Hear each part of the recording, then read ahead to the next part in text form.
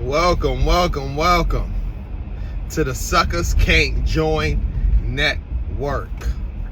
I mean, it's been a minute since I talked to y'all, since I hollered at y'all, but there's a whole lot to fucking talk about, especially in today. As far as the most recent news regarding Kanye and the Drink Champs interview. First thing I want to say is that I'm a huge fan and always been a fan and supporter of Drink Champs. I've probably been one of the biggest, personal initiators in my crew, or, as far as in my circle, to promote Drink Champs, to promote, the legends that we always talk about, as far as continuing to promote their success. And Drink Champs has been a great platform overall. However, my dog Nori's in the news based upon his meeting recently with Kanye West. I saw the interview. Before it was taken down by Drink Champs. So I saw it initially, as the rest of the public saw it. And what the backlash is that during the Kanye Nori interview, Kanye, or Ye, as he would like to be known as, spoke on a lot of controversial topics. One thing being the Jewish community, along with the Jewish media, in which, as we see now, they are in cahoots and have, immediately worked as far as the powers that be to take down, that Drink Champs podcast with the Drink Champs officially. And also he spoke on relationship, him, Kim, the things that he's been going through with his divorce. I think he really came to vent the Drink Champs. And Drink Champs has always been that platform in which artists can talk about any controversy that they do not, or not having a platform available to talk about.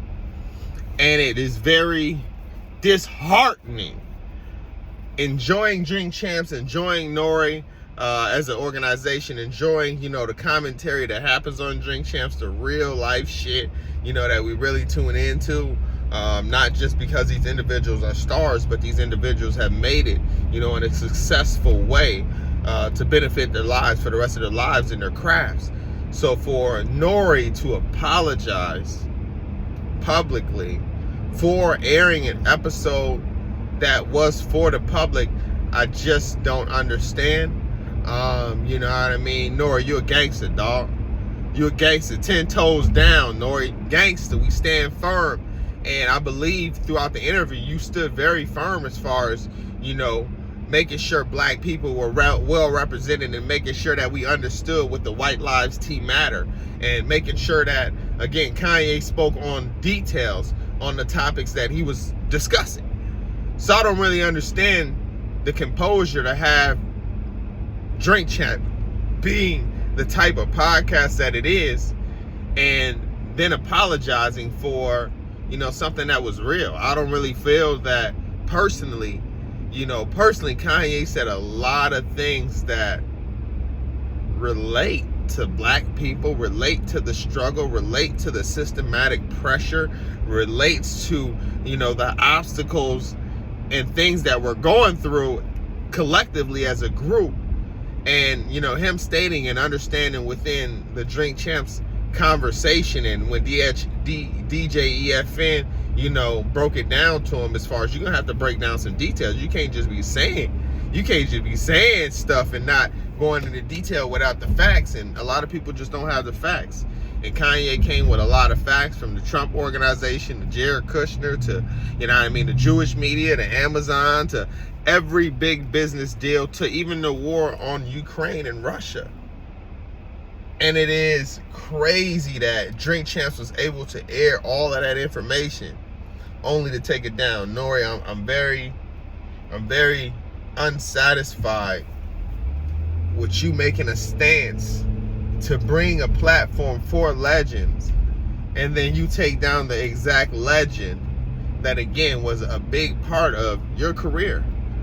And I'm a Drink Champs fan, and I'm gonna continue to be a Drink Champs fan if you guys make content that is real, that is, real, the real life that we go through. And to discuss on Kanye's topics as far as, we are going through oppression. You know what I mean? We've always been going through oppression. We are the natural Jew.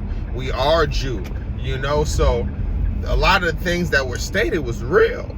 And a lot of the things that, Kanye did discuss, had, like he said, not maybe the best taste in articulating, what was supposed to be said initially, and then figuring out a way to say it better later on throughout that conversation. That's human evolution at its finest, directly in front of your face. So again, all I gotta say is trophies. We got the hottest shoe in the country. We got the hottest shoe, the hottest culture type of business venture. You know what I mean? Continue to try and successfully work with us and invest in our future, overall. But the Kanye interview wasn't that bad. And I don't know what the backlash is. Maybe I need to be more in tune, you know what I'm saying, as far as what hurt. But in reality, there's a lot of hurt going on within the black community that's not being addressed, nor is it being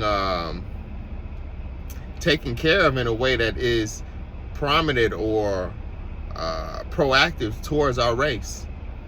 And I see it.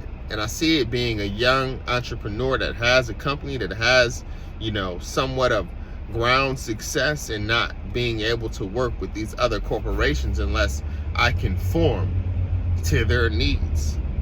So I see it even on this scale.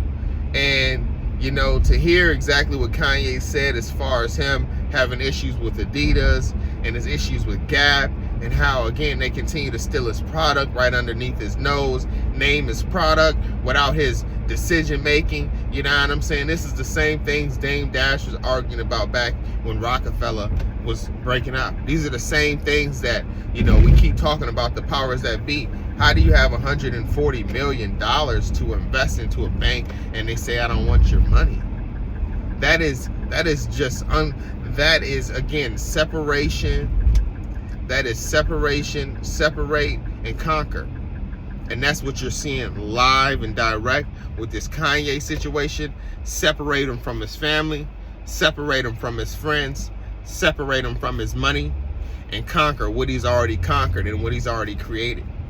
What I would say as far as moving forward, the black community, we have to stick together. Kanye has a lot of right topics and saying we need to stick together and stick up for each other, because as you see, the whole Jewish community made sure that interview was taken down, aborted, deleted, removed. And that's power. That's the type of power we have as a community, and that's the type of power we want as a community, but we not showing our power.